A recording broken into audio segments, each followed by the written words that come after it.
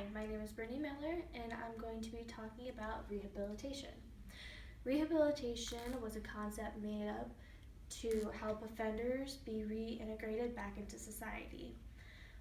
Also, it's a program that provides different programs so that they don't reoffend. Forsyth, he argued that whereas reform involved efforts to change an individual's character or values, rehabilitation refers to the restoration of a person's reputation and full citizenship. For an example that I would like to use is, say, a poor person. Most poor people don't have good education. So let's say this person ends up, steals something and ends up in jail. In jail, they have educational programs where he could get his GED. They have work programs where he could go and get job training skills and things so when he gets out, he has the skills he needs in order to get a job so that he doesn't end up stealing again and end up back into the system. Next I'm going to go into is history. In 2001, it was up to the individual to seek out his or her own help. Kruchnick and Gardner also concluded that the staff had shifted their way of thinking to a more law and order kind of view and saying that it was the responsibility of the offender to reform themselves on their own. Andrew and his colleagues came up with a 3-principle that was made up of risk, need, and responsivity. These principles were made up because they said with using all 3 of these combined, it creates one of the best programs for an individual person so that they don't end up back into the system. So going a little bit more in detail with these principles of risk, need, and responsivity. In the risk, we say that the higher risk the cases are, the more the higher services that we're going to provide for them because they have more room to try to make themselves better and more things that they have to prove. With lower risk cases, we say that they need lesser services. They say that the main reason for this is because someone who goes and steals a candy bar or something, they're most likely not going to reoffend. Then our next one is need. We go into the dynamic risk factors. This is what we're going to want to look at.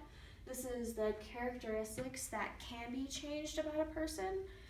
The things that we can help them would be like antisocial attitudes, feelings, peer associations, self-management skills, self-control skills, and others. With these, we can really help the person try to manage themselves and when they actually get back into the society so they know okay, I don't want to hang out with these kind of people because I know they're poisonous, I'll end up back where I am now. And they don't want to end up like that, so these programs are to help them. Then we go on to public opinion. Actually, more people are for rehabilitation than politicians originally thought when this was found when they were doing surveys. Although it does matter how you word the questions, according to the Pew Research Center for People in the Press. This was also proven in a study by Edmar, Roberts, Spiranovic, and Geld. So let's say I say a question that says, a guy murdered his wife. Should he have the same opportunities that someone has if they go and they rob a bank? Or they go and take cash out of someone's wallet? The way you word the question really depends on whether a person is for it or not. If you say, like with the murder one, more people are less likely to be for it because, of the whole tough on crime. So the next topic that I'm going to go into is stigma. In France, they do a ritual where the courts restore the reputation of the individual.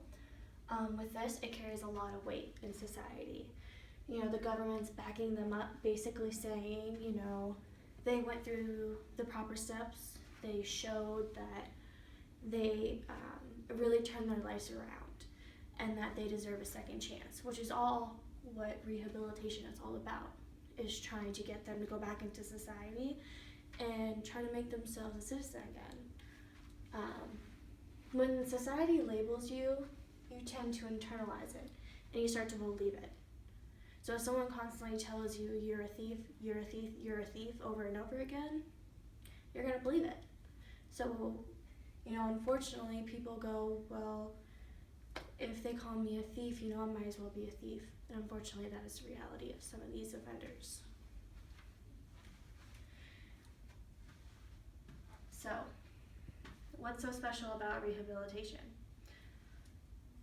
Offenders who do not receive any sort of rehabilitation are increasingly likely to be rearrested within 3 years of release. Thus, both an explosion in prison populations and a soaring increase in recidivism rates. This is more crimes. This is more money in the prison systems, higher taxes. With rehabilitation, we want to get people back into society. Try to make them fully functioning citizens again to make our world a better place. If we don't stop labeling them and we don't give them a second chance, why do we have rehabilitation? So, what works? Drug abuse programs. That is one of the biggest things that are used in our prisons. Most of the population that are in prison have a serious drug abuse problem. So this is seen as one of the first lines of defense for that.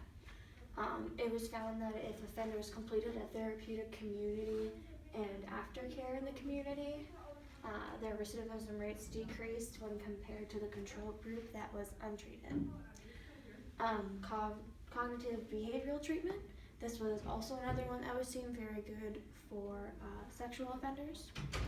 And then overall, what we really need is a collaboration between all the programs so that offenders get the proper help they need.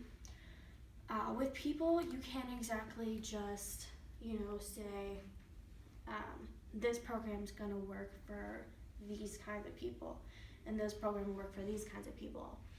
Everyone is different, so you gotta treat them differently, and so you need a collaboration of okay, they need, some drug abuse, they need some family, collaboration, things like that. So overall, what we need is to work on these programs together to really come up with a good program. It doesn't work for everyone. And honestly, no. Not everyone will want to change. If they really, are set in their ways or they're just inherently evil, they're not going to want to change. And so there's nothing really we can do about that. Some people feel like society will always judge them, so why even try? If a person wants to conform themselves, however, yes, I think they would have a much higher success rate because, they're committed to their programs, they keep with their goals, they're constantly trying. You're not going to change unless, you're really committed to yourself and you're willing to make a change. Rehabilitation versus imprisonment. According to the National Reentry Resource Center, correctional spending over the past 20 years has grown more rapidly than every other state budget category except Medicaid. Spending has increased from more than $12 billion in 1980 to more than $50 billion in 2008. The United States has approximately 20% of the world's prison population. Obviously, something isn't right. Our try to be tough on crime model clearly shows that it's not working. So what do? Why don't we try the steps that we talked about today and try to rehabilitate these offenders? Thank you for watching.